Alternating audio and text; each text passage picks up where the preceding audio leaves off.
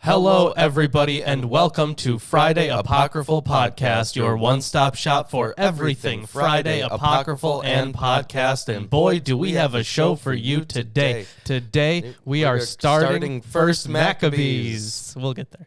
Yeah, we'll get there. Yeah. So this is obviously a very important text. Yeah. Even though it's not part of the Tanakh or anything. The Catholics do. Yes. It is part of the Catholic Bible. But it gives us the story of Hanukkah. Yes, it does. The story of important. Hanukkah. Yes, the story of Hanukkah. So when you were a kid, what did they tell you about Hanukkah? Oh, you know, the classic oil lamp or some kind of Like a lamp menorah stuff. or Yeah, something like that. 7 days. And yeah, it lasted for way longer than it was supposed to. And wow. Miracle. So we're going to cover some Hanukkah stuff. Yes, we are. Yeah. So unfortunately, we don't have dreidels here to that gelt. Yeah, I bet we did at one point. You know, we could get dreidels. I feel like we should have dreidels. I bet I could snag some dreidels from my grandparents. My God, I feel like we've had them on a stream at one point. Were they not part of a game or something I'm we pretty played? sure didn't we did have dreidel once. There must be dreidels somewhere around here. Oh my gosh, it's weird. I don't know where they are. Yeah.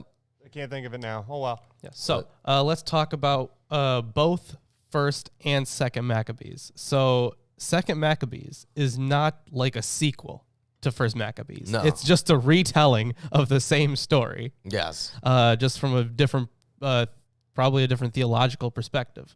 Mm-hmm. And they differ in some places. And we'll be able to cover that when we go over Second Maccabees. Yes. But for now, we're just going through First Maccabees. Yes. So we have a lot of notes. Yes. So I'm just going to introduce Buckle up. Buckle up, because there's going to be a lot of stuff before we even begin the reading. Strap yourselves in, folks. There's some very important historical context for this. So this is, first I'm going to read from Erdman's here. All right.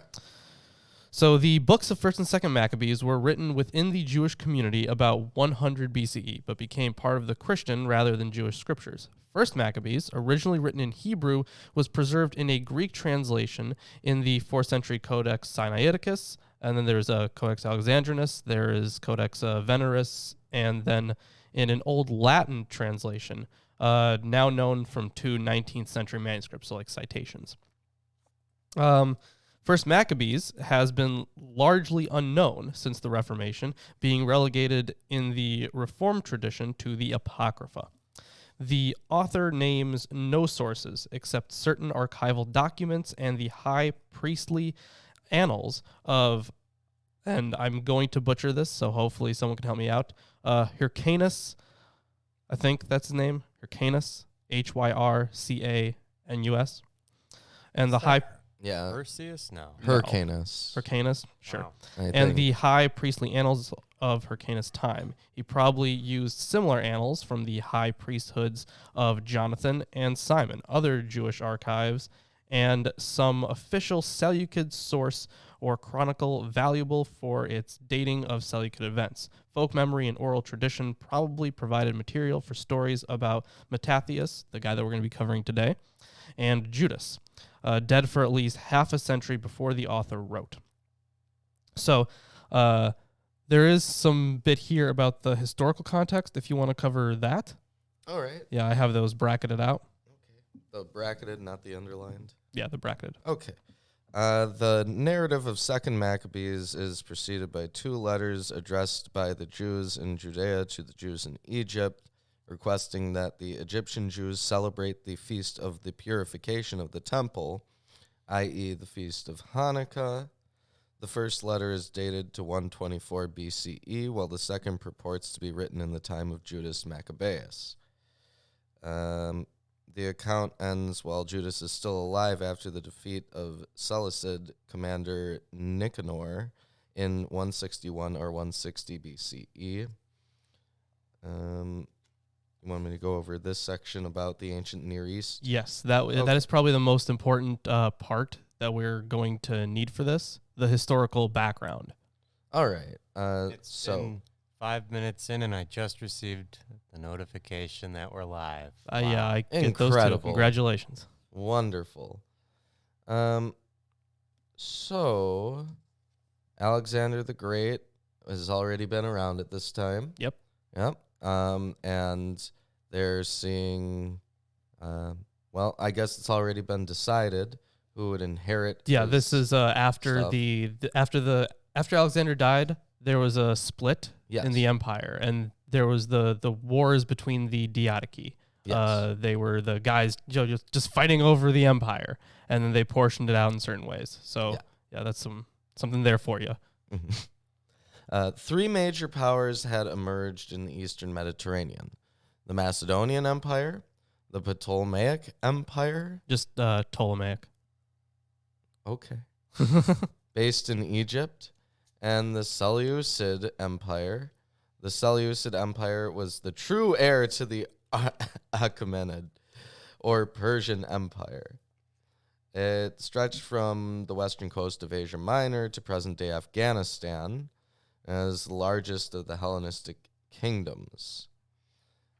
In the west, partly as a result of the Celtic invasions in Asia Minor in 278 to 277 BCE, various states in Asia Minor arose: Bithynia, Pontus, Cappadocia, and the Attalids at Pergamum. In the east, Bactria and Parthia seceded, although the Seleucid kings kept an interest in their Iranian possessions, no doubt for reasons of military defense. They did not maintain as strong an influence in Syria and Mesopotamia, as in Syria and Mesopotamia, rather. Antiochus III reasserted Seleucid authority in Iran during his expedition there, 212 to 205/4 BCE, for which he assumed the title Great King, but Parthia and Bactria remained unconquered, and Seleucid control of eastern Iran remained rather superficial. Antiochus III also sought to restore Seleucid control over western Asia Minor and marched into Coelesyria in 202 BCE. He seized control of Coelesyria, Phoenicia, and Palestine with a decisive victory over the Ptolemaic forces at Panium in 200 BCE. So Antiochus's attempt to restore the Seleucid kingdom to its former glory failed, however.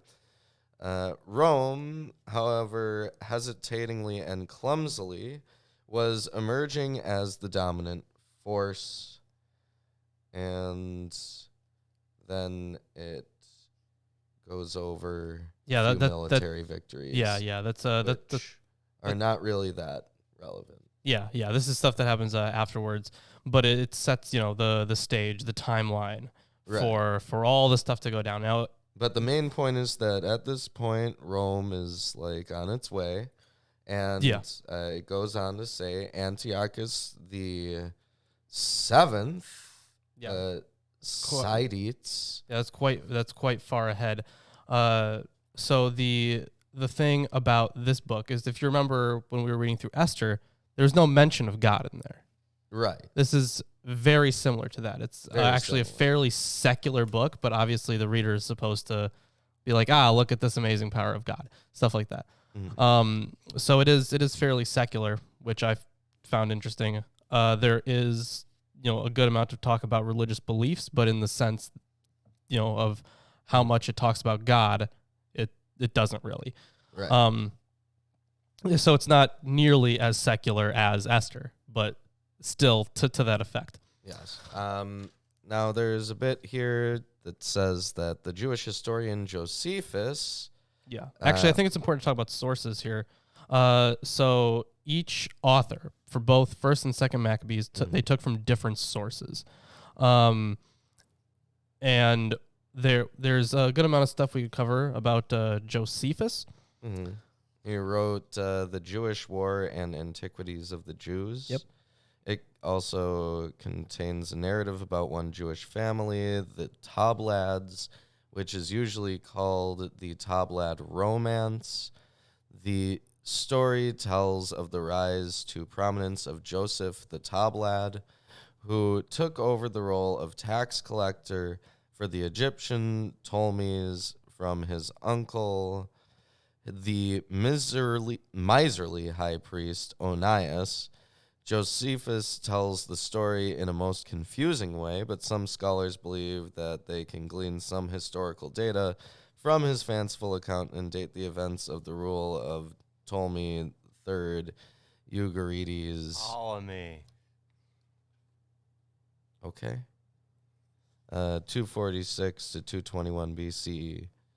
According to this story, the 7 oldest sons of Joseph fought against their younger half-brother, Hyrcanus, and this rivalry was in part responsible for the Seleucids intervening in Judah to offset the Ptolemaic connections of Hyrcanus. So he's talking about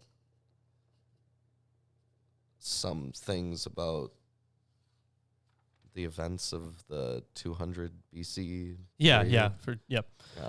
So when it comes to manuscripts that we have of this, the earliest ones are Greek, actually. Mhm. In fact, the some of the Christian authors that were writing about this, including Origen, for example, I don't know if they had a Hebrew manuscript, but it's from their writing. It is apparent that people at his time, at least, did still have Hebrew manuscripts. Mhm. So it's just interesting that for us it's preserved through the Greek tradition. So there's a couple other things in here about extra Maccabean references to things. Sure. It says the first book of Enoch. Yep. In the animal apocalypse, it covers some Maccabean stuff. Yeah, We covered that. we did. Yep.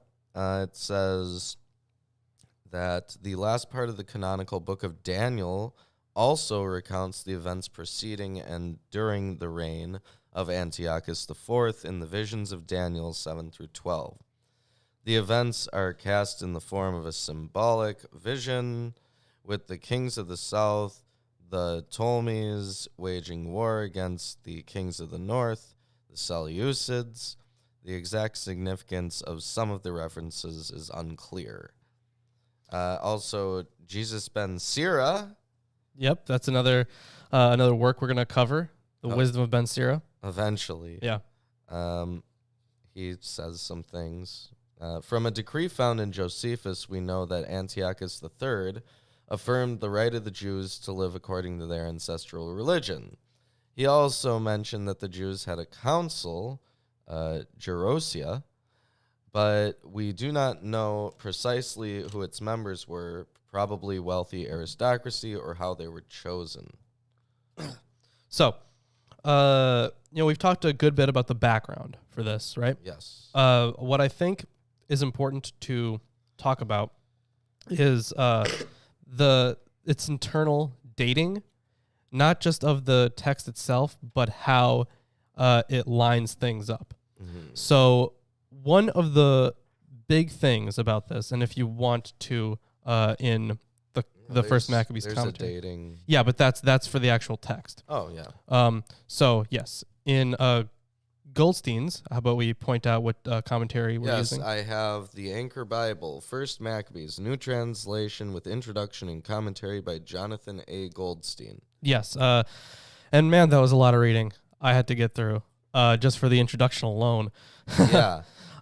Just to make it clear, Yeah, this is the introduction. yeah, it's a 7-part introduction. Yes. It's enormous.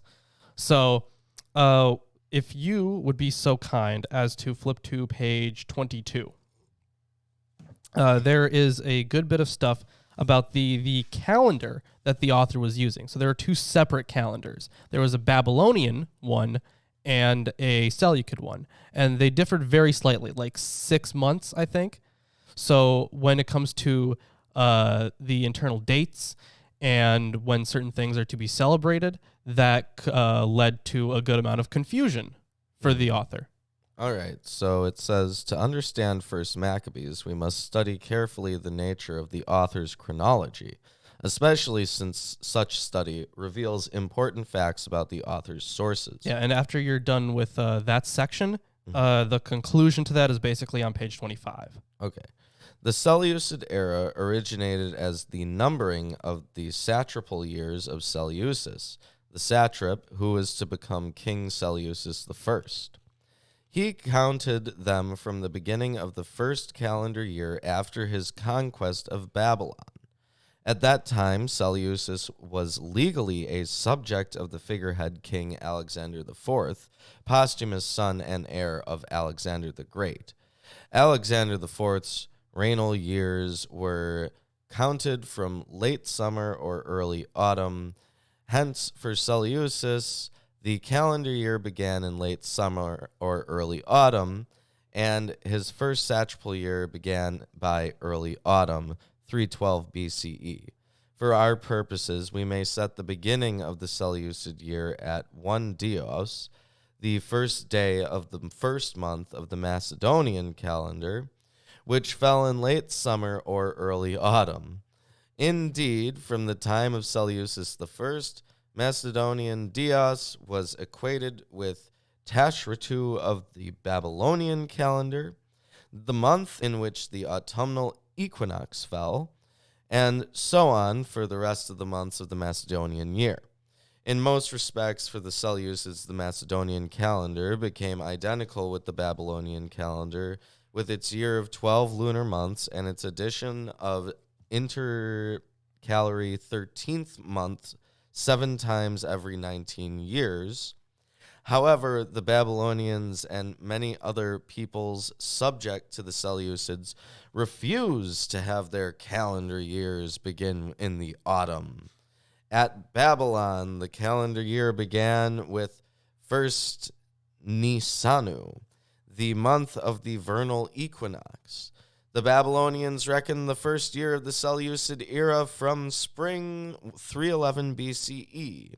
Thus, the beginning of the Seleucid year could vary according to the local calendar. The era which counted the years from Dios, September through October, 312 BCE, we may call the Macedonian Seleucid era, Mas for short. The era which counted from Nisan, March through April, 311 BCE. We may call the Babylonian Seleucid era Selbab. Okay. And then you said at 25. Yes, and just to address Ted's question in the chat, I don't recall ever hearing the word Maccabees in the Bible. What does it mean? So Maccabees, actually in the plural, it doesn't even appear in the book of Maccabees. Right. It's after I guess one of their leaders, one of their heroes, Judas Maccabeus. Judah Maccabee. Sure. Yeah. Anyways, but yeah, it never appears in the plural. It's just it's for his followers or his kin. Yeah. And on page 25, introduction part 1, it may seem strange that our author could use dates on 2 different bases. Stranger still, our author appears to have been led into error by the inconsistency of his 2 sets of dates. Yeah. As if he saw himself was unaware of the differences between them. Bickerman, there's a footnote. Another scholar. Yeah. Saw the solution. Similar inconsistencies are found in many ancient writers of history when they draw on 2 sources which may use different systems of chronology. Our author would thus be shown to have drawn on at least 2 sources, on a non-Jewish work dealing with Seleucid history which dated according to the Macedonian Seleucid era, and on Jewish records or traditions which dated according to the Babylonian Seleucid era. On the other hand, First Maccabees was written as a unitary work. So Yeah, that was the conclusion to the whole dating part. And, Yes. Erdman's also has a bit on it, but we don't have to go over that. So that's the issue with the internal dates of the narrative. Right. So what we should talk about next before we hop into the reading is actually the actual dating of the text when it was written. So in the introduction that I read from Erdman's, they said that it was about 100 BC. But that differs slightly from some other scholars.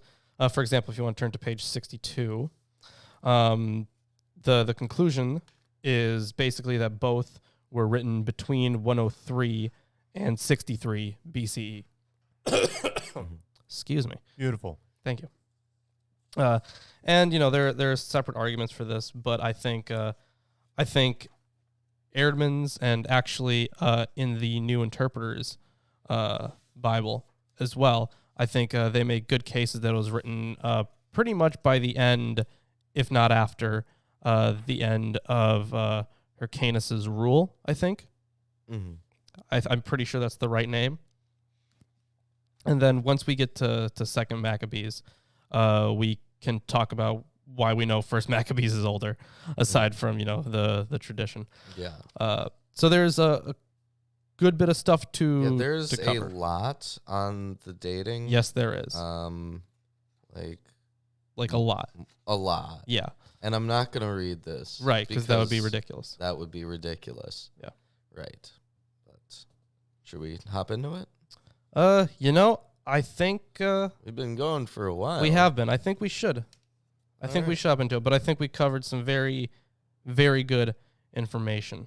Now, I'll also note that there's a timeline, Yes, there is. right? It's better in Second Maccabees. Yes, he wrote both of these editions, the same guy, and he says in the second one that his timeline is actually better in the second one. So we're going to be using that timeline. There's also the one in the New Interpreter's Bible as well. Yes. There's a little more on the dating. Sure, if you It want to. says, it's not known who wrote First Maccabees, when or where it was written, or when it was translated into Greek. Since Josephus seems to base his account on the Greek version, it must have been translated sometime before the end of the 1st century CE. The fact that it was written in Hebrew, as well as the accuracy of some of its geographical data, suggests that it was composed in Israel. Its style of writing suggests someone well-versed in the traditional scriptures of Israel. The erudite echoing of the Hebrew scriptures suggests someone from the scribal class, or someone educated by a teacher like Sirach. Also, there is a chronology in the Old Testament survey right here. Who writes chronologies? Oh, chronologers. Yeah, Chronologists. Ah, nice. Zitists. I don't know. Okay, me neither. Me neither. Audience, is it chronologer or chronologist? I But don't think that's a real job, but that'd be dope. I think it would be interesting To compare see these? if this timeline compares with either of these timelines. Sure. I think that's definitely something we should do after the show, though. Yeah. Compare those timelines. Yeah. Not right now. Yeah. And after we get into the reading, we can start talking about, different theologies and stuff. Yes. Yeah. Basically, their conclusion about the dating is that it's probably dated shortly after the death of Hyrcanus. Yeah. Okay. Right. And that's basically everything in the NIB Old Testament survey on Maccabees. And he didn't even put the bookmark back in. No, because it's a chapter heading. Either way. Anyway, I'll hop into First Maccabees. Yes. And so this first part is really more of it's the history part. Like this is the setting. So it is more of an introduction. And I believe, actually, I'm going to read, a piece from Erdman's, but then I believe that Goldstein does have his own introductory note for that. But mine is going to be fairly short. Okay. And it's really, the only thing I'm going to note is about the Diadochi. So the successors, the Diadochi, began to eliminate each other until after the Battle of Ipsus in 301 BC. Until after the Battle of Ipsus, there remained Cassander in Macedonia, Demetrius in parts of the Aegean and southern Turkey, Lysimachus in Thrace and northern Turkey, Ptolemy in Egypt, and Seleucus in Syria and Mesopotamia, which is something we covered. All right. Yeah, and take note when we get to it, the word sinful root. At least that's how it's translated in Ehrman's. But once we get there, Yes. either way. So there is an introductory note. Yep. Before anything, first of all, this is the Hellenistic Empire from Alexander to Antiochus IV. First Maccabees chapter 1, verses 1 through 10. The introductory note says to reference back to this part of the introduction on evidence of it being propagandistic. Oh, okay. So it says here, our first examination of First Maccabees showed it to be a propaganda for the Hasmonean dynasty. Yeah. Oh, and actually, there is some cool stuff on. So the Hasmoneans, that was another like a sect, I guess you can call them. Mm-hmm. So the interesting thing here is that there is an absence of the word, even the word Hashmoneh. Oh. Yeah. Now, if there's a good amount to cover on that, I think it's actually pretty short. But after you read your section, I don't know if you want to cover that as well, but it's on pages 17 through 19. But the page 18 stuff is very short. Okay. Well, why don't I just do this first? Sure. Our subsequent discoveries allow us now to say more. The very beginning of First Maccabees serves the purposes of Alexander Jannaeus, or Jannaeus. I think it's Jannaeus. Yeah, I think it's Aeneas. But here's actually an interesting thing. Because that name is so similar to like John and Johannes and like a whole bunch of others, these things would get mixed up a lot. So it would get very complicated trying to follow the narrative because people just mixed up these names all the time. From the adverse description of Alexander the Great and his successors in verses 1 through 10 of the first chapter, a reader living under the victorious Hasmonean kings, Judah Aristobulus first and Alexander Jannaeus, could infer that the Jewish victors had at least as much right to the royal title as Alexander the Great and his successors. Alexander won kingship over the Near East only through overthrowing the Persian king, the king whose legitimacy was proclaimed by the prophets of the God of the Jews.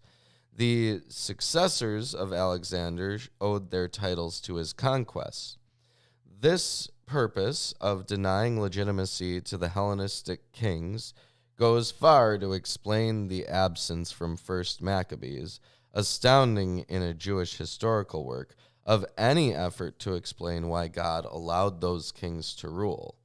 In common with the patriotic propagandists of the other subject peoples, our author sees the Greek-speaking exploiters as evil usurpers. And I find that it's very similar to the narrative we got in First Samuel. Was it? With Samuel going like, you asked me to raise a king, so I'll do it. Right. But you're not going to like it. No, you're not going to like it at all. Yeah.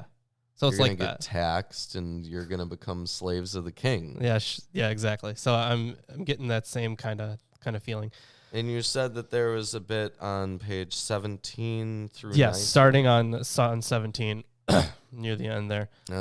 Conspicuous by its absence from First Maccabees is the name Hashmoneh. In Josephus and rabbinic sources, the descendants of Mattathias are called the descendants or house of Hasmonean. And from the name, we get our adjective Hasmonean.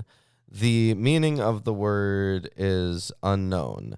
However, the way it is used in Josephus and in early and correct rabbinic texts, some of which are probably earlier than Josephus, implies that it was Mattathias' additional name as Maccabeus was Judas's.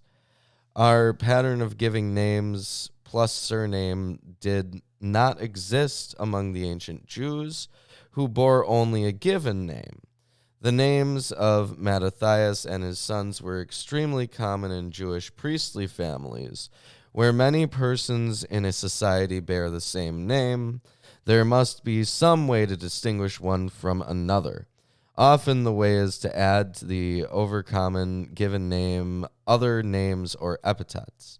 These additional appellations may describe the person or his feats or his ancestry or his place of origin. They may even be taunt epithets. Members of the Roman aristocratic families had both a given name and a surname, but there were so few given names in use that the Romans early resorted to the use of such an additional name. Even an uncomplimentary cognomen might become hereditary in a Roman aristocratic family. Our author readily speaks of his heroes as sons of Mattathias, but he avoids mentioning Mattathias' additional name, though Josephus, proud of his descent from the dynasty, uses the name without hesitation. We can guess that our author avoids Hasmoneans because, unlike Josephus, he knew it had uncomplimentary connotations, or perhaps only because it recalled the obscure origins of the dynasty. Yeah, so that explains, well, I wouldn't say it explains, but it delves into the absence of Hasmoneans in the text, even though we used Hasmonean all the time. Yes. So anyways, now I think we can finally technically start First Maccabees. Yep.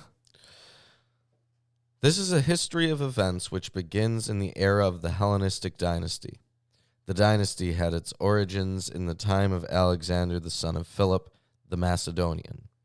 That's Alexander the Great, for anyone that's wondering. Yeah. This Alexander marched out from the land of Chittim, smote, ... see introductory note. Well, I just read the introductory. Is this what Maccabees sounds like? Yes. Weird. I'm not sure, because there were so many other parts that you read today. I know we just started the reading. I heard you say we're starting, but it sounds just like everything else. And it doesn't sound... because the beginning is, it is an introduction. It is fair enough. Yeah. Fair enough. It sounds like an introduction. All right. Yeah. Okay, well, there's so much about this ... that... I'm guessing it's a break in the text. Place. Smote ... and smote Darius, king of the Persians and the Medes, and became king in his place, and thus the first to rule over the Hellenistic Empire. It says ... It is not surprising to find a gap in the text after the first smote. Ancient books were written on scrolls, the beginnings and ends of which suffered severely from pulling and friction. The few missing words probably referred to the armed forces of the Persian Empire. In late spring 334, Alexander defeated an army commanded by satraps at the Granicus, and in autumn 333, one commanded by King Darius III himself at Issus, northwest and southeast Asia Minor, respectively. So, to avoid the assumption of a gap in the text after the first smote, some scholars have suggested that the author intended the object of the verb to be Darius, but he perceived that the reader might be led astray by the many words which in this text intervene between the verb and its object. In the Greek text, there are 11, which in our translation are the words Alexander, son of, and so on. Accordingly, they suggest the author repeated smote, just as the verb flee is repeated in Deuteronomy 4:42. The cases are not parallel. At Deuteronomy, the first flee is complete with its adverb, and the sentence is complete without explanatory clause. Here, a transitive verb is left without its object, and the sentence is a fragment. So, okay. Thereupon he waged many campaigns, this is Alexander, conquering strongholds and slaying kings of the earth until he reached the farthest point of the earth. The farthest point of the earth, so the ocean, right? Probably, yeah. Oof. They were wrong about that. He despoiled many nations until the world lay quiet under his rule. Becoming proud and haughty, he raised a very strong army, and with it ruled over provinces, nations, and dynasts, all of whom paid him tribute. Then, falling ill, he recognized that he was dying. He summoned his high officers, men who had been raised with him from early childhood, and divided his kingdom among them while he was still alive. So died Alexander after a reign of 12 years. Which is more or less accurate. Yeah. This is all pretty much accurate. I mean, as accurate as one could expect. Yeah, it's fine. His officers then took power, each in his own territory. They all assumed royal diadems after his death, and their descendants continued to succeed them for many years and brought much evil upon the world. So that's some of that propaganda that we got hinted at. Yeah. A wicked shoot sprouted from his stock. Yes. So, Antiochus Epiphanes. Yeah, Antiochus Epiphanes. Yeah, he. This is the guy that's going to be son of King Antiochus. Yeah, this guy is going to be like the main antagonist, I guess. He's evil. Yeah, he's going to be evil. They introduce him. They're like, in this little hellspawn that shot out of his dad. Sinful root. So yeah, our author makes clear that Alexander and his Seleucid successors were a bad thing. Alexander, like other rulers before him, acted with what the Greeks called hubris. It says hybris, and it says it means pride, but I'm like, you could just say hubris. His successors caused evil. It was from this sinful root, which you noted, that Antiochus IV came. And so the reader should not be surprised at what follows. All right. This Antiochus Epiphanes, after having been a hostage in Rome, became king in the year 137 of the Hellenistic dynasty. And that's verses 1 through 10. Yeah, that was verses 1 through 10. And we are still in chapter 1. We are still in chapter 1. This is still 1 through 10. Now we're in 1:11 through 15. Yeah. The Jewish Hellenizers. There's an introductory note. Of course. Right? With the scene set in verses 1 through 10, the author begins the narrative here. On his purposes in these verses, see pages 11 and 73. I mean, I have some stuff on that, so you don't really need to do that. Yeah. Well, do you want to introduce a little bit of the section, or do you want to just get into it? Let's get into it. I'll expand on some stuff later. All right. At that time, lawless men arose in Israel and seduced many with their plea, "Come, let us make a covenant with the Gentiles around us, because ever since we have kept ourselves separated from them, we have suffered many evils." The plea got so favorable a reception that some of the people took it upon themselves to apply to the king, who granted them liberty to follow the practices of the Gentiles. Thereupon they built a gymnasium in Jerusalem, according to the customs of the Gentiles, and underwent operations to disguise their circumcision, rebelling against the sacred covenant. They joined themselves to the Gentiles and became willing slaves to evil doing. So, on this, so the Greek rulers were bad, but the author specifically blames Jewish renegades as being the immediate cause of the troubles. And then to continue here from Erdman's, exactly who these people were, First Maccabees does not say. Second Maccabees identifies the usurping high priest Jason as their leader. According to First Maccabees, they asked the king for a gymnasium in Jerusalem, a gymnasium along with the ephebwim, the military school for the young men, and the Palistra, the wrestling arena, that's hilarious, was essentially the educational and recreational training ground for the citizens of a Greek city. The proposal broke no Jewish law, and its supporters justified it by pointing to the political and economic advantages of belonging to the wider Hellenistic world. Cultural change, however, affects religious practice. First Maccabees paints this request in terms of apostasy and its supporters as renegades or apostates. So there's some disagreement here. It says here, the language in verse 11 is a deliberate imitation of Deuteronomy 13:7-8 and 31:17. The author intends to show how close those who propose violation of the separation required by Deuteronomy 7:2 are to those who propose idol worship. Similarly, the practices and customs of the Gentiles in verses 14 and 15 echo Leviticus 18:3 and 2 Kings 17:8 to show that when the Hellenizers accept the institutions of the Greeks, their sin is as grave as idolatry, incest, adultery, and perversion. Not all Jews kept rigidly separate or totally rejected the Greek ways of life. The Tobiads were noteworthy for their readiness to enter the Hellenistic world.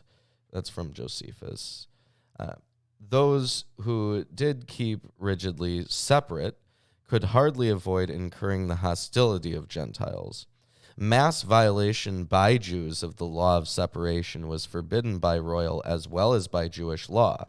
In the time of Ezra, King Artaxerxes had made the Torah as interpreted by Ezra binding on all Jews residing in the Trans-Euphrates province, which included Judea. Well, I guess Alexander probably confirmed the existing state of affairs. Antiochus III again made the Torah the law of the land for the Jews. Hence, to carry out their program, the Hellenizers had first to get license from the king. Yeah, so this is, I think it's kind of similar to the break in the Johannine community in the New Testament with the the Johannine sect splitting. Well, they talk a bit about what they're adding in here with this gymnasium. They say that, not to cut you off entirely, but they say about the gymnasium that it was a place where there was almost constant complete nudity, which was normal for the Greeks, sure, but which was not normal for the Jews. So that gives some context to like why they're talking about building their gymnasiums and like why they're comparing it with an evil thing. Sure. No more gymnasiums. Anyways, Yeah. I don't really have any more commentary other than, I was going to say the docetic split in the Johannine community. I was going to point that out. It's like that. Yeah. So, getting naked in gymnasiums. Wonderful. Now we're into the victories of Antiochus IV in Egypt, 169 BCE. These are verses 16 through 19.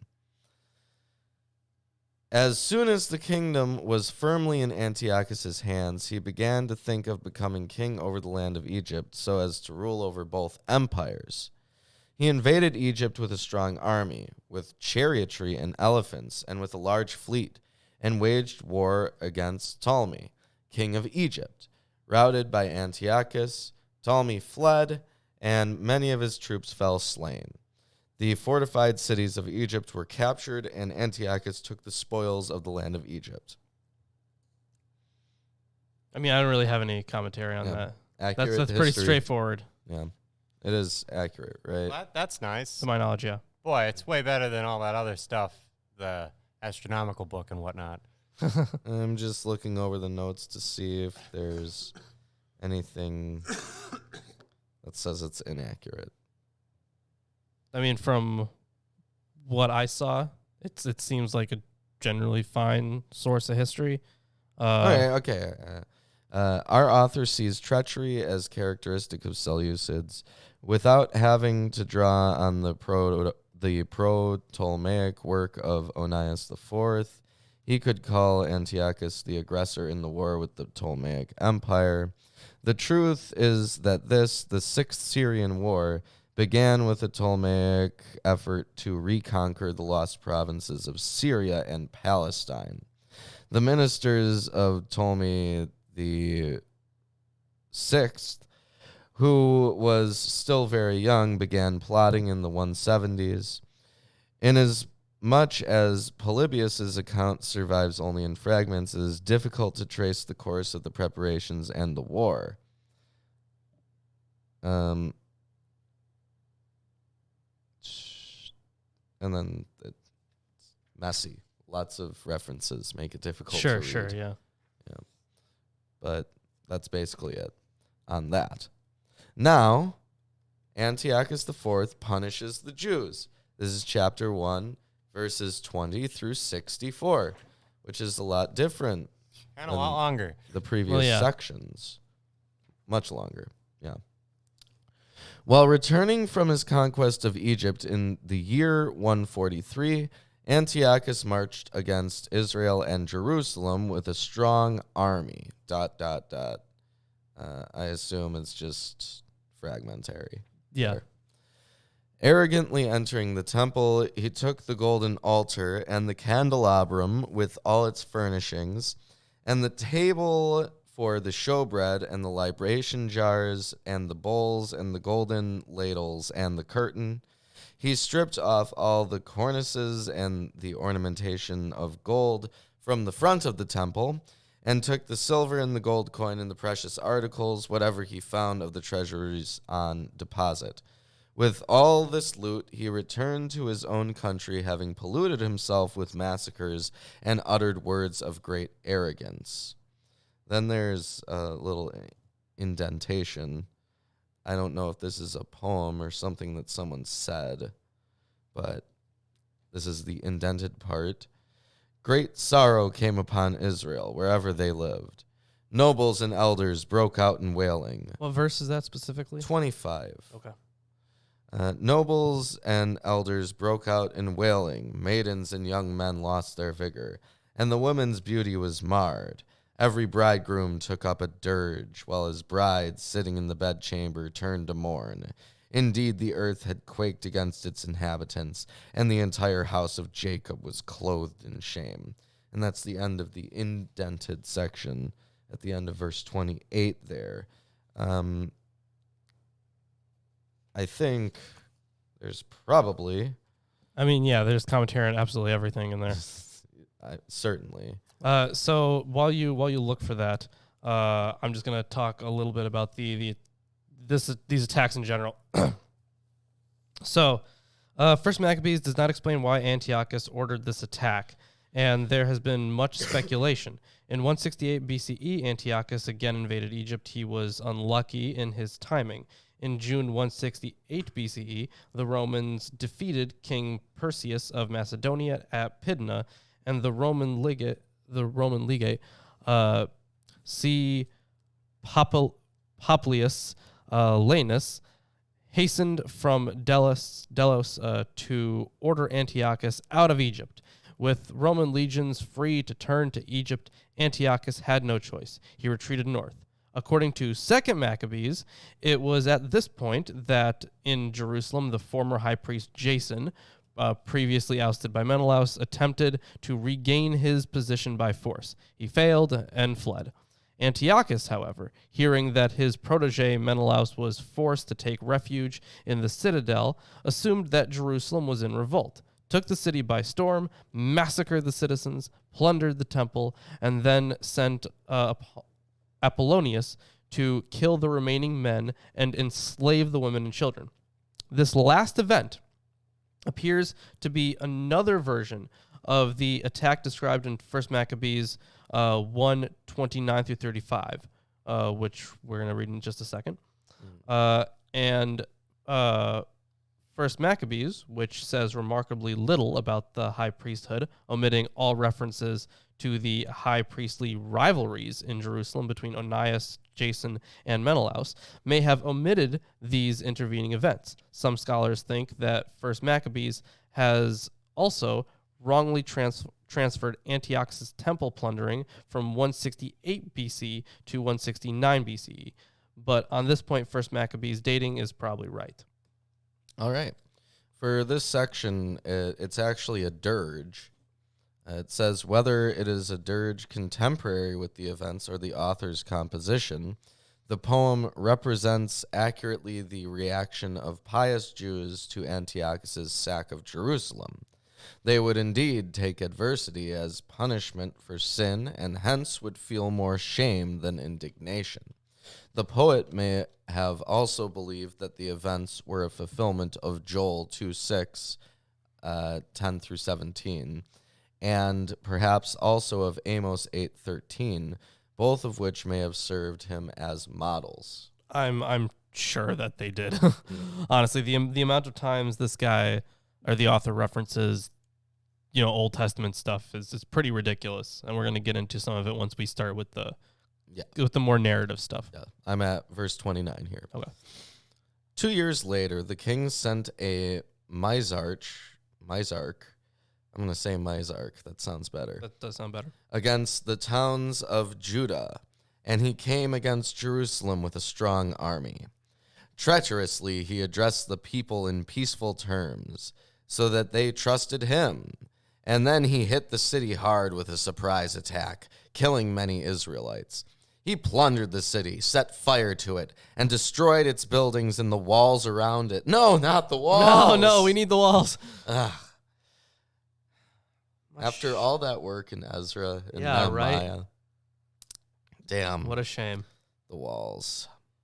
He and his army also took the women and the children captive and took possession of the cattle. Thereupon they fortified the city of David with a high, strong wall and strong towers so as to have a citadel, the Acra.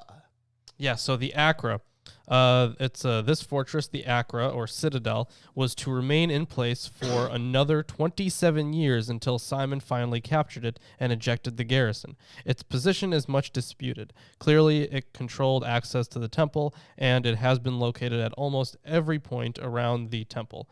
Modern scholarly consensus places it in the southern or southeastern area of the present temple platform, surrounded by Herod's walls. The Acra.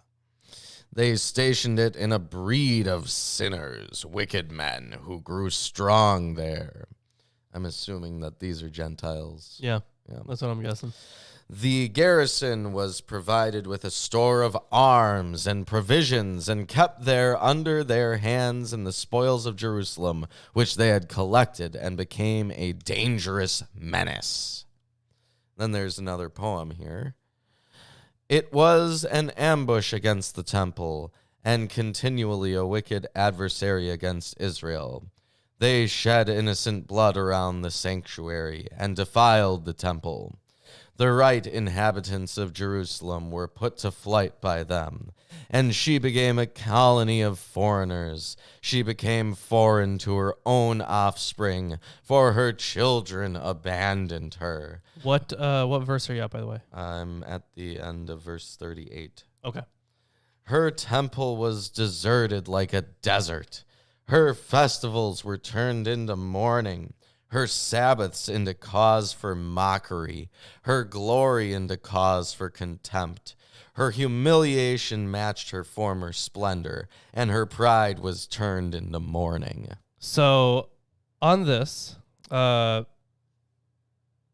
however, there is little doubt that Antiochus or his generals attacked Jerusalem viciously in autumn 168 BC, perhaps partly in reaction to the humiliation in Egypt and partly to demonstrate sharply to other subjects that this was no time to rebel against Antiochus. But while the poet in 1 Maccabees 1:36 through 40, the thing you just read, laments the effect the citadel came to have on regular worship in the temple, there is, as yet, no indication that Antiochus intended anything like religious persecution. So it could have, been like a monkey wrench being thrown in there, but at least from Erdman's, it seems like it wasn't strictly about religious persecution. But let's definitely continue, because this next part describes this religious persecution. Yes. So, well, he also goes into a lot of detail in the notes about the Acra, which is a synonym of Acropolis. Okay. Yep. Acropolis is often used. The word means a citadel built on a steep hill dominating a town. So yeah, like the Acropolis in I Yes. forget where it is, but the one in Greece. Yes. The big, really important one. Yeah. So there's... Is it Athens? Is it Athens? Whatever. Maybe. I'll look it up. You'll figure it out. Yeah. But yeah, there's basically he goes into detail about how everyone says different things about it. Sure. So I'm not going to go into that detail, but if you're interested at home, buy the book. Yeah, pretty sure it's Athens. Yep. Yep. The king wrote to all his kingdom for all to become one people and for each to abandon his own customs. All the Gentiles agreed to the terms of the king's proclamation. Many Israelites, too, accepted his religion and sacrificed to idols and violated the Sabbath. Horrible. Not Oof. again. Oh my God. What Did would- they Sick of learn that nothing? happening. What Did would- they learn nothing? Everyone does this. They screw it up. What would Sarna say? Yeah, exactly. What would Sarna say? Yeah. The WWSS. Yeah. The king sent letters by messengers to Jerusalem and the towns of Judah containing orders to follow customs foreign to the land, to put a stop to burnt offerings and meal offering and libation in the temple, to violate Sabbaths and festivals, to defile temple and holy things, to build illicit altars and illicit temples and idolatrous shrines, to sacrifice swine and ritually unfit animals, to You doing all right there? to leave their sons uncircumcised and to draw abomination upon themselves by means of all kinds of uncleanness and profanation. There's just a lot of "to" over and over again.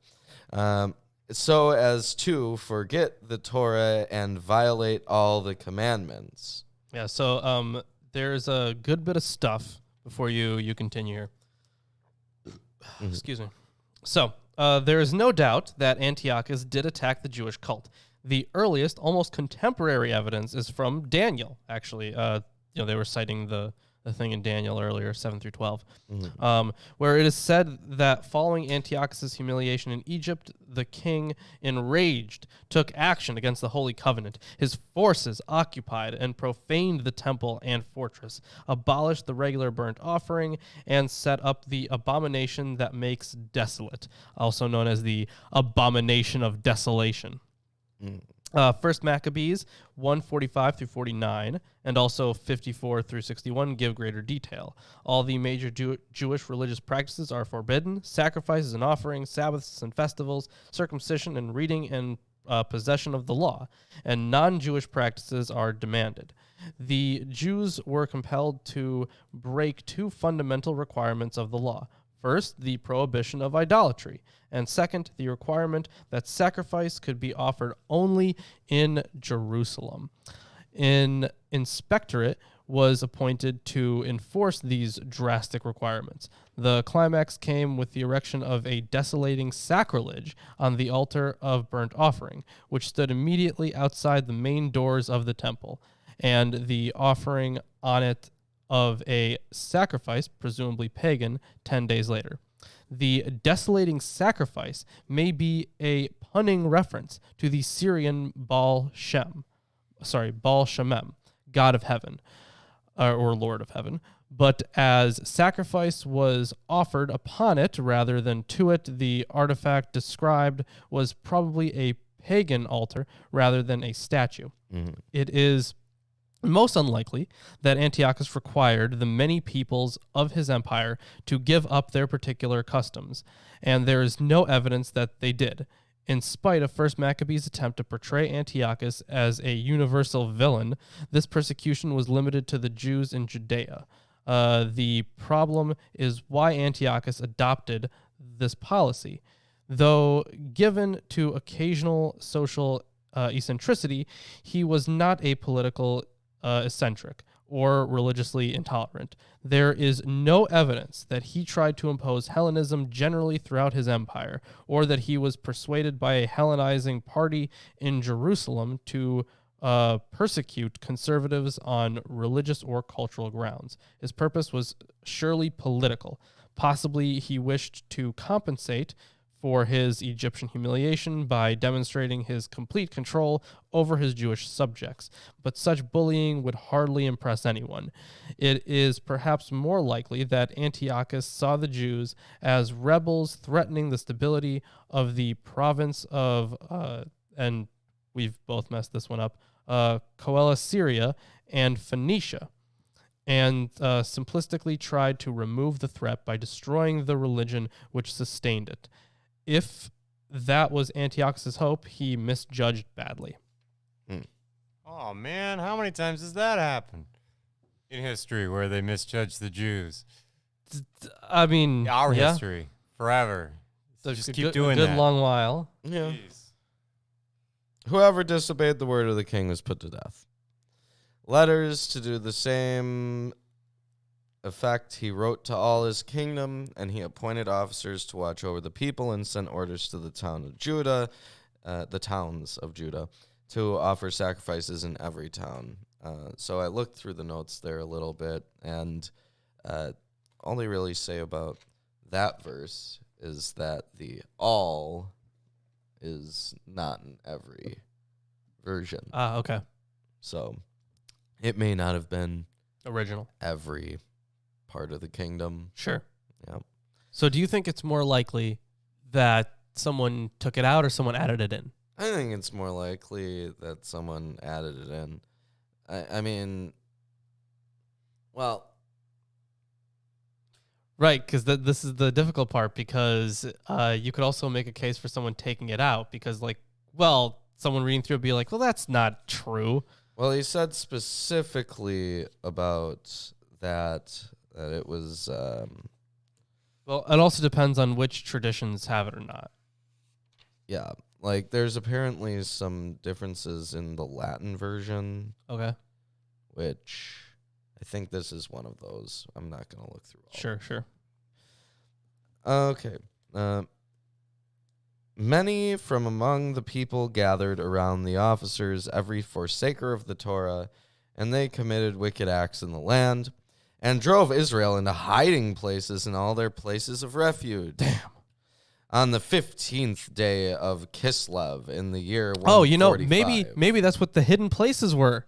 Oh, yeah. In First Enoch. Yeah, the hidden places in First Enoch. Well, yeah, because First Enoch references Judas Maccabeus in the animal apocalypse, so it's definitely after. Yeah. So, yeah, it could be a reference to the same hidden place. I wonder if it's they're the just same places language. you hide. I wonder if the same term is used in both of them. Maybe, yeah. We'll have We'd to have check to that. Yeah. figure it out. So they're in hidden places. On the 15th day of Kislev in the year 145, the king had an abomination of desolation built upon the altar. Yeah, this is also talked about in Daniel. So Yes. And in the outlying towns of Judah, they built illicit altars. And at the doors of the houses in the squares, they offered illicit sacrifices. Whatever scrolls of the Torah they found, they tore up and burned. And whoever was found with a scroll of the covenant in his possession or showed his love for the Torah, the king's decree put him to death. Through their strength, they acted against the Israelites who were found in the towns each month. As on the 25th day of the month, they would offer sacrifices on the illicit altar, which was upon the temple altar.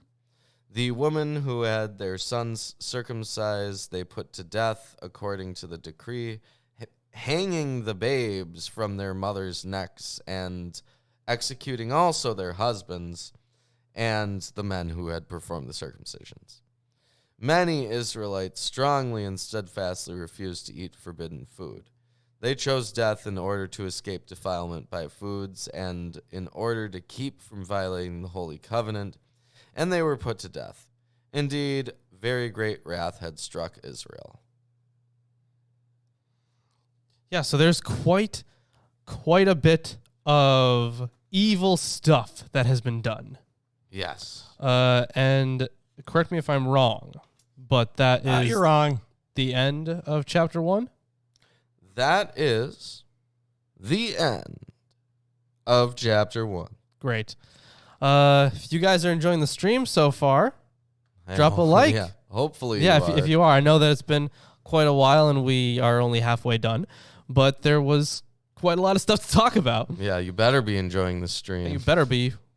Worked really hard for this. Yep. Here's this. Yeah, take this. Amazing. Fantastic. All right, so now we can talk about the hero Mattathias. Yes. Yeah.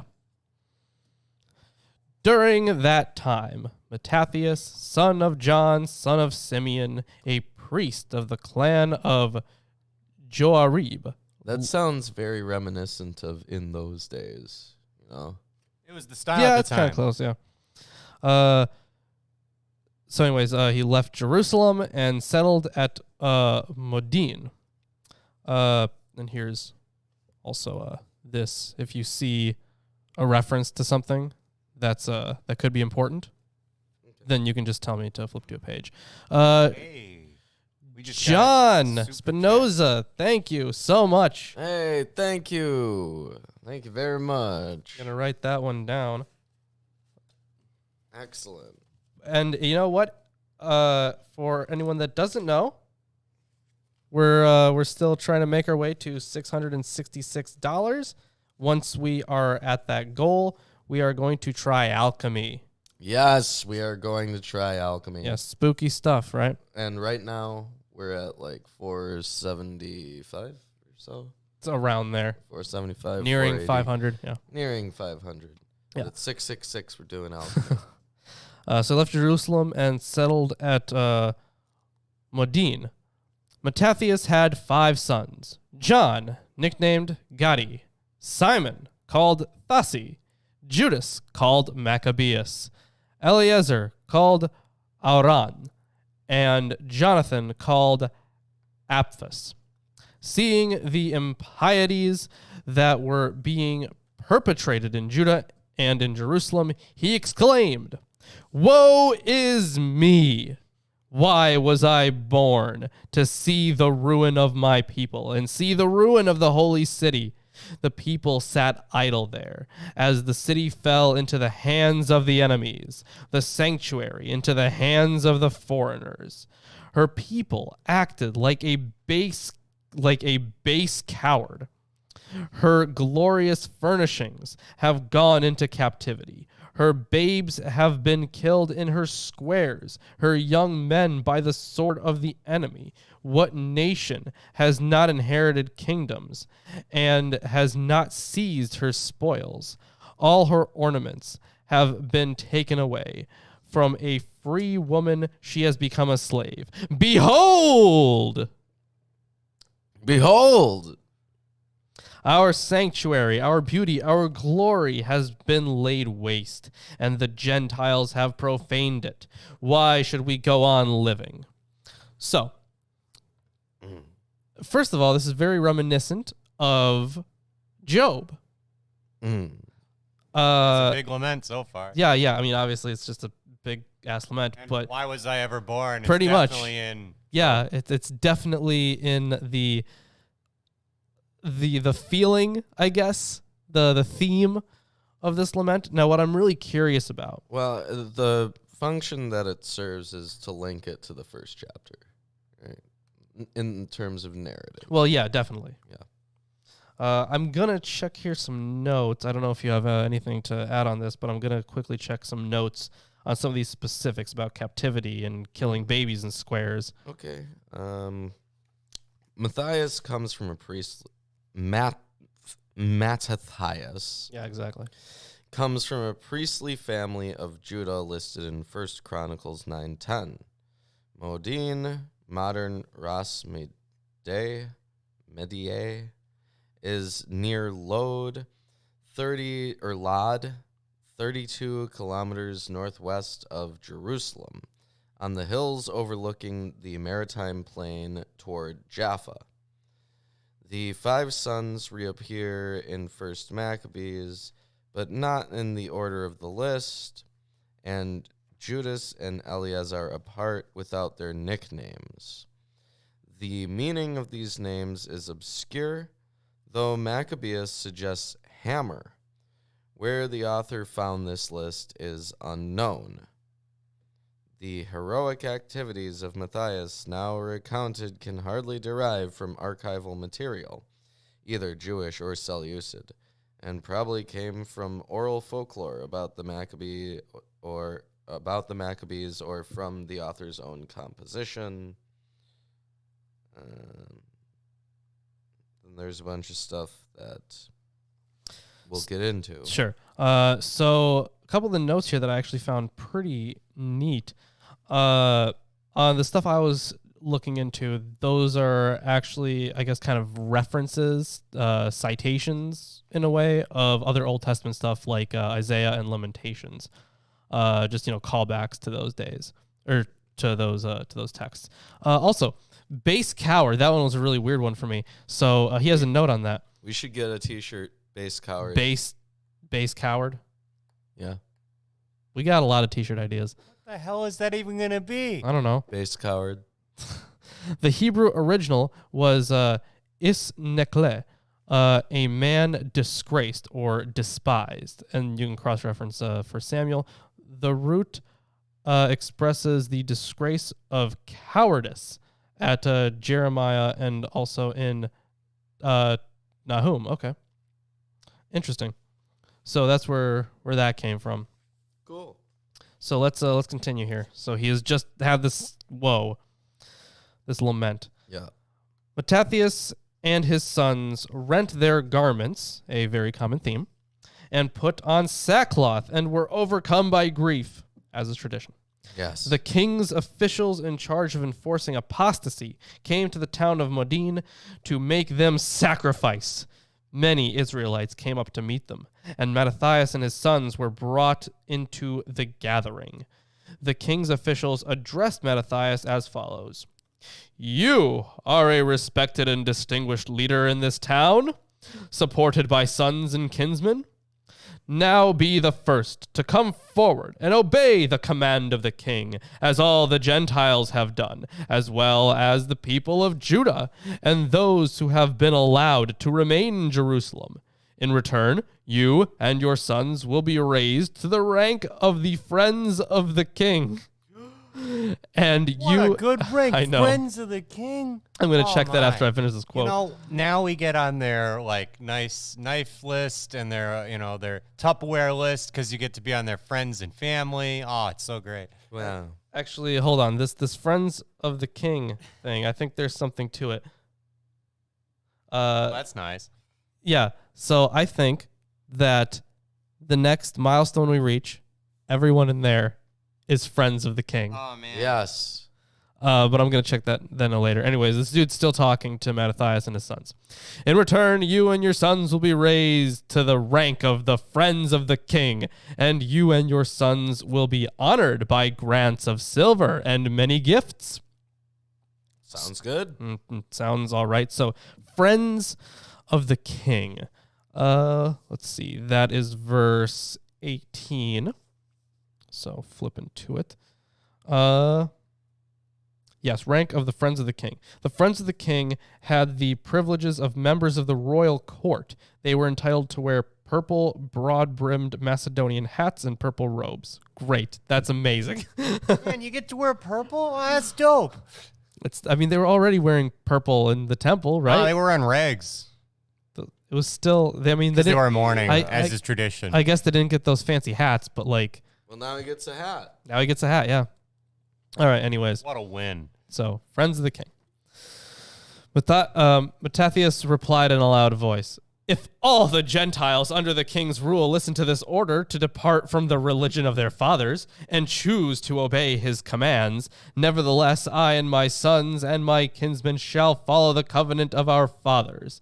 You know, this kind of seems like, I don't know if your parents ever did this, but, you know, when you're trying to do something that's in or the cool thing when you were young, and you'd be like, yeah, that's the cool thing to do is the in thing. Everybody's doing it. And they're like, well, if everybody jumped off a bridge, would you do that too? Like, well, if I'm going to be the only human left, then why not? Yeah, I guess. Yeah. All my friends are dead. They jumped off a bridge. Yeah. Anyways. What if that saved your life, jumping off that bridge? And that's why everyone did it. Yeah, what if? Also, I like how it's specifically just to Mattathias and his sons that they would be allowed to be friends of the king. Not everybody else who sacrificed. No, not them. Yeah. These guys. Far be it from us to desert the Torah and the laws. We shall not listen to the words of the king, that we should transgress against our religion to the right or to the left. When he had finished uttering these words, a Jewish man came forward in the sight of all to offer sacrifice upon the altar in Modin, in accordance with the king's decree. When Mattathias saw this, he was filled with zeal and trembled with rage, and let his anger rise, as was fitting. He ran and slew him upon the altar. At the same time, he also killed the king's official in charge of enforcing sacrifices, and he destroyed the altar. He acted zealously for the sake of the Torah, as Phinehas acted against Zimri, the son of Salem.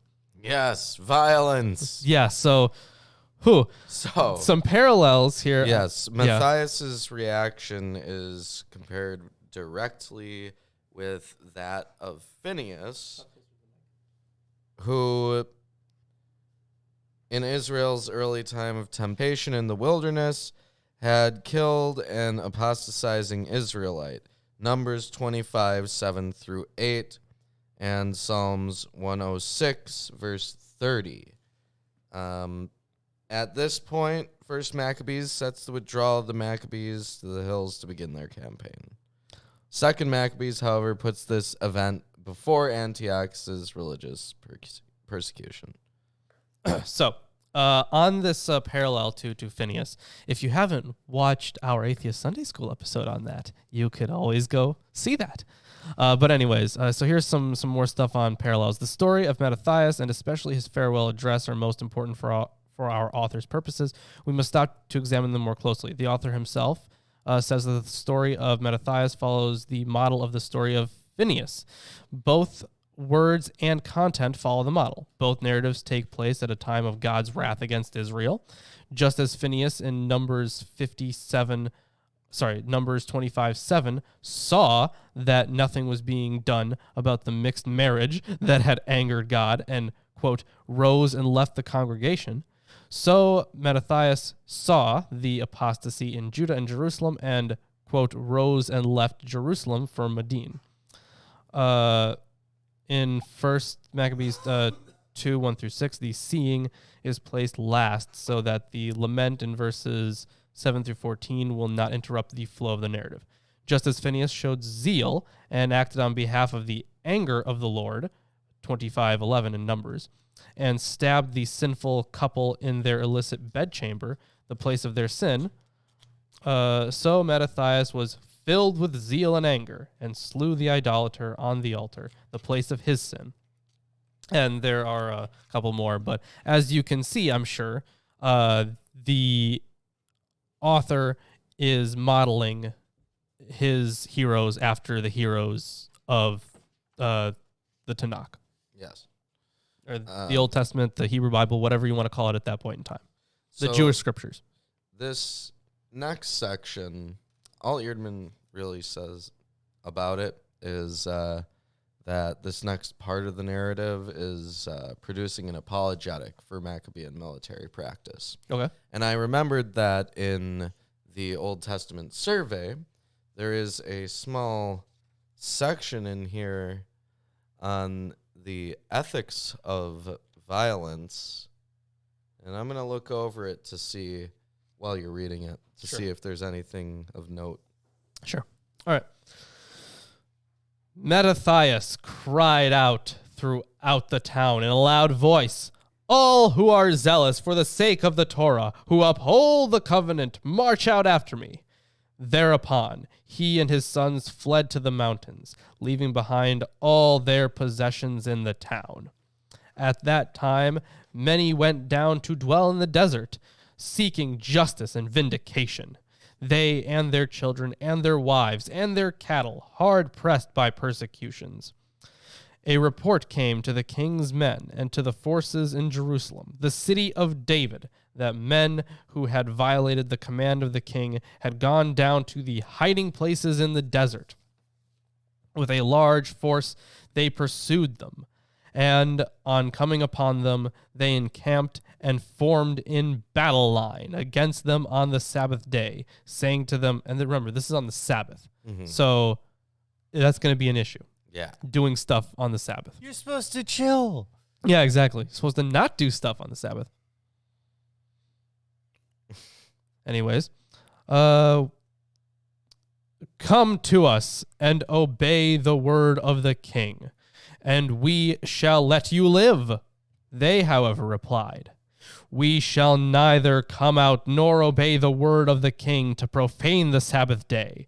Accordingly, they advanced quickly upon them in battle line. But the Jews neither replied to them, nor hurled a stone at them, nor blocked the entrances to their hiding places, saying, "Let us all die in our innocence. Heaven and earth bear witness over us, that you condemn us unjustly." So this is a funny thought. You know, you're a Roman legate or somebody who wants to conquer a Jewish fortification, and you're like, just wait a week. We'll pick a day that's optimum. Maybe that day they don't do anything. Oh, when you're going, all's fair in love and war. Yeah. Anyways, so big battle. Yes. Less die in our innocence. So, they attacked them in battle line on the Sabbath. They were killed with their wives, their children, and their cattle, to the number of 1,000 human beings. That's not an exaggerated number. That's not very exaggerated. I feel like that could be how many people died. No idea. But so far this text has been more historically accurate, Yes. and its numbers have sounded reasonable. Which Yes. is why it's not canon. Oh my. Yeah, only unreasonable Which is really weird because, numbers. Esther is. Yeah. But not Maccabees. Yeah, I know. Even though Hanukkah's in here. Yeah. All right, well. What a weird set of Finish religions. that section. Almost. I'm getting there. Tell me when you get to the end. Sure. When the news reached Mattathias and his friends, they were deeply grieved over the victim's fate. They said to one another, "If we all do as our brothers have done and do not fight against the Gentiles for our lives and our laws, they will now quickly wipe us away off the face of the earth." On that day, they came to a decision. If any man comes against us in battle on the Sabbath day, we shall fight against them, and not all die as our brothers died in their hiding places. Thereupon, a company of pietists joined them, mighty warriors of Israel, all who volunteered in defense of the Torah. All who were fleeing the persecutions joined them as supporters. As they gained strength, they smote sinners in their anger and lawless men in their wrath, so that the survivors fled to the Gentiles for their lives. Mattathias and his friends went around destroying the illicit altars and forcibly circumcising all the uncircumcised babies they found within the boundaries of Israel. Circumcise them all. All of them. They drove out the men. I just want to get this straight. They depanced a bunch of infants. First check the gender. They go, "Oh, that's a girl. We don't have to do anything." Yep. And And here's the thing. all the ones that had a little bit of skin, they got rid of it. This kind of This thing. is like, how often do they do these mass circumcisions, I swear? This kind of thing It's been a while. actually happened in history. This kind of thing, I not get quite that. the same. They're it's crazy, though. So, Merneptah, I think, Egyptian pharaoh, he did this after one of his campaigns. He won this war, and in order to do a body count for some people, he cut off. I forget how he did this exactly. It's been a while since I read it. But for some people, he cut off their hands, and for others, he cut off their dicks. Wow, wonderful. Anyways, I'm almost done with this section. Yeah, I'm going to talk about the ethics of violence. Yeah, I'm going to talk about some other stuff. I'm going to look through the commentary here. Yeah. So anyways, they circumcised a bunch of babies. They drove out the men of arrogance, and their enterprise prospered. They saved the Torah from the hand of the Gentiles and from the hand of the kings, and prevented the triumph of the wicked. That's the end of it. Okay, so in general, for both, I said boast. Wow. For both first and second Maccabees, it says, the delight in the destruction of human life seems almost palpable. Now, this is a little long, but these stories imitate those found in the book of Judges. In trying to understand the ethics of violence in the book of Maccabees, the analysis that Susan Nittich has made of the war accounts in the Hebrew scriptures. By the way, Susan Nittich, by the way, I'm sure she's a smart person. Her work, Lovely lady, but I'm going to disgrace her. What are you saying? What you got? she's a horrible writer. Oh. Reading what she writes is, I feel like I'm getting cancer. Is It's that just really bad writing. Is that good? I doubt it. Not in this case. Oh no. Like she's done some, pretty decent work from what I've read, but just her writing style is just, Oof. it hurts me. Well, hopefully she's not watching this. Nittich categorizes some of the narratives of the destruction of whole cities, in particular the killing of human beings, as narratives that portray the Israelites as instruments of God's justice, requiting the sins and misdeeds of their opponents. We see just such an attitude in the books of Maccabees, as the Gentiles are constantly depicted as attempting to destroy the Maccabean forces without provocation. Such an attitude also lies behind the ethnic cleansing that Simon pursues as he forces the inhabitants out of Gaza and Beth Zur to leave, which happen later on in the story.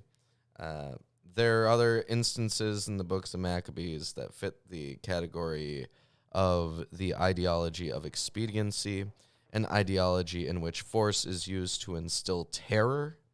When the citizens of Antioch rebel against King Demetrius, which we'll get to in a few episodes, Jonathan brutally suppresses the uprising as his troops fan through the city and kill 100,000 people. Does that seem like a reasonable number? 100,000? I don't know. Well, for a city. The whole city, maybe. Maybe.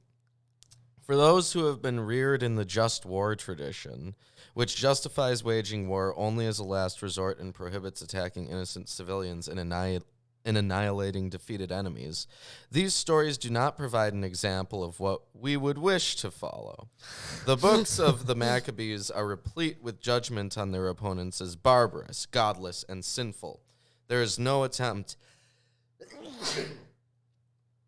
Congratulations. Thank you. Once again, beautiful. There is no attempt to see the opponents as fellow human beings. War and the defeat of the enemy are glorified. In reading these stories, then, we have to realize that they tell us a great deal, not about how we ought to behave, but about what kind of group produced them. As Nittich states, quote, the more stable a group or person is, the surer they are of their identity. The less likely they are to be warlike, the less rigid and totalistic their war ideologies are likely to be. End quote.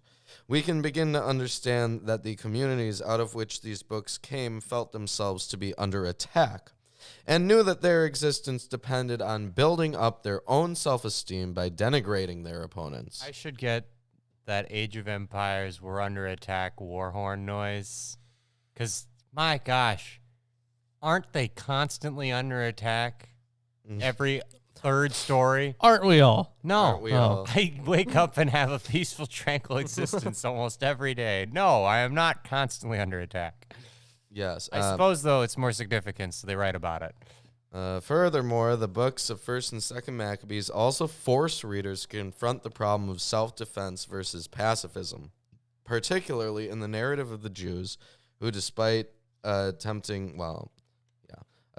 to live their lives in solitude, are hunted down and killed. Within this narrative, the right to defend oneself and one's country is strikingly affirmed.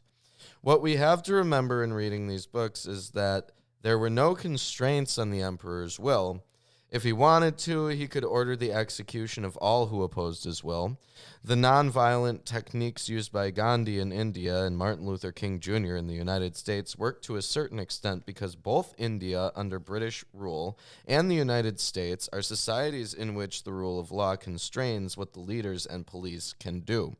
Such techniques would have been of no avail in the Seleucid regime. To preserve one's own heritage and culture when threatened, one had to defend themselves. There was no escape. These books on war, therefore, while they affirm the right of a society to defend itself by recourse to war, do not address the question of the right of an individual in today's society to object conscientiously to serving in the military. That's another issue. Finally, these books about war and the events of the public arena reflect a male perspective. Women do appear in the stories, but it is often as the role of mother, as in the martyrdom stories, or as an image to describe social upheaval with the women leaving their houses and being seen in the streets. They are very male-dominated works. That is, for some reason, slapped in at the end of their section on the ethics of war. All right. Either way. But Let's continue here. yep. When the time drew near for Mattathias to die, he said to his sons, "Now arrogance has grown strong, and outrage. It is a time of calamity and of fierce anger. Therefore, my children, be zealous for the Torah, and be ready to give your lives for the covenant of our fathers. Remember the deeds of our ancestors, which they did in their generations, and win for yourselves great glory and undying renown. Was not Abraham found to keep his faith under trial? And was it not reckoned to his merit? Joseph, in his time of distress, kept a commandment and became Lord of Egypt. Phineas, our ancestor, through his active zeal, received a pact of priesthood for all time." So the whole shtick here is for all these acts, they're rewarded. Mm-hmm. Yeah, and how many of those are real? So,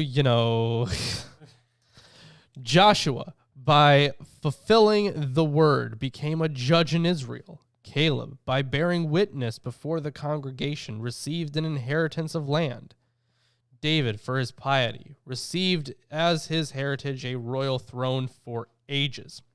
Elijah, for his acts of zeal on behalf of the Torah, was taken up as if into heaven. Hananiah, Azariah, and Mishael, because they maintained their faith, were preserved from the fire. Daniel, through his guiltlessness, was saved from the mouth of lions. In this manner, consider the generations past. All who place their hopes in him shall not falter.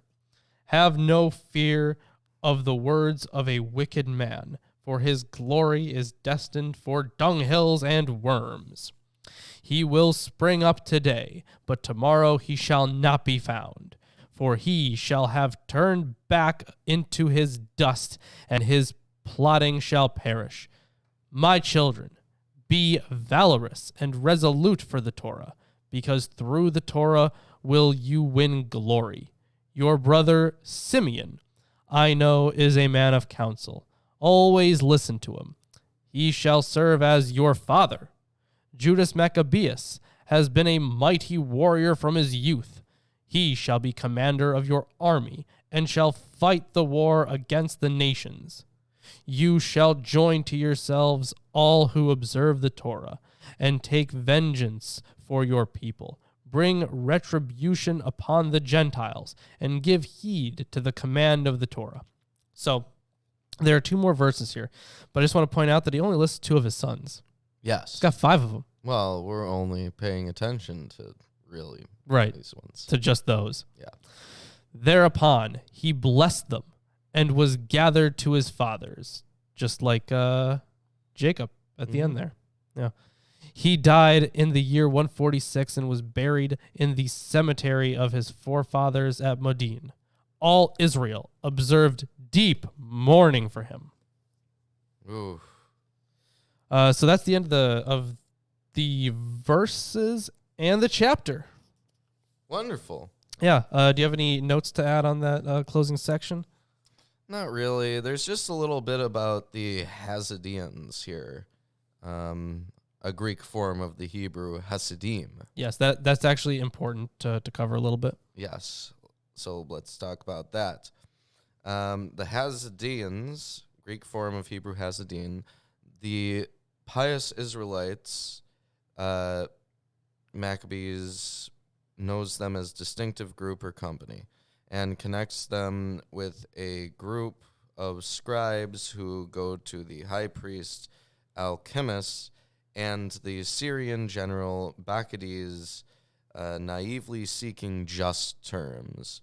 Second Maccabees identifies the Hasmoneans as a group under the leadership of Judas Maccabeus himself, keeping up war and stirring up sedition. In 1 Maccabees chapter 7, the author appears to be distancing them from Judas and the Hasmoneans.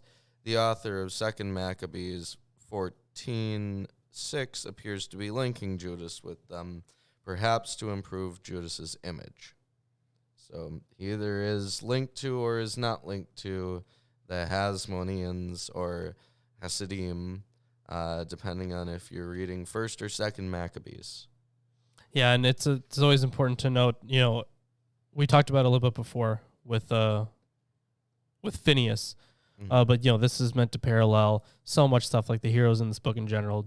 David and Joshua and everybody gets you get a parallel and you get a parallel. Oh, of course. Wow, that's amazing. Yes, quite. So, well, like in Enoch, there's like a summation of some of the prophets and acts up until that point. Sure. I imagine that what it's supposed to serve as within the narrative is like a timeline. Yeah.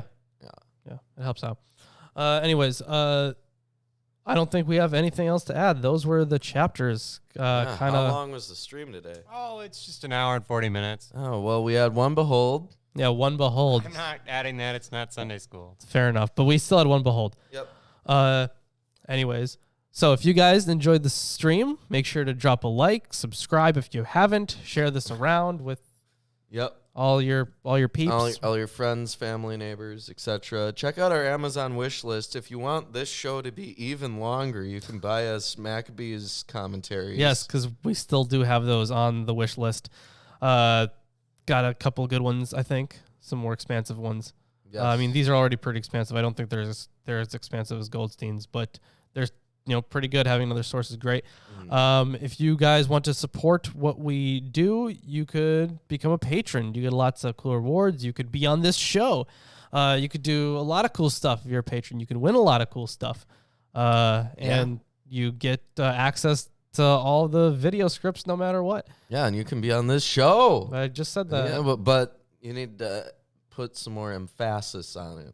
Some emphasis? Yes, some emphasis. Okay. If you're a good reader, stop. Then This you is might horrible. do well on our show. Yeah. If you know how to put the right emphasis on syllables In your words. in your words, in your Words. Wow. Okay. Anyways, what else? We got Facebook, Twitter. Those are free. You can follow us on there. And we got Teespring shirts.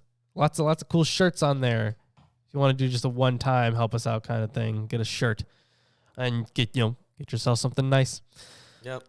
And if you want to get someone else something nice, that too. You can also buy Lawrence's book according to your evidence. You don't want that. Nobody wants that. You get it if you're a $5 patron. Yeah. Or you can buy it. And all the other books we publish. Yeah. Anyways, that's the end of the show for today, guys. Thank you so much for joining us. And other than that, we will see you next Sunday. Beautiful. Sunday.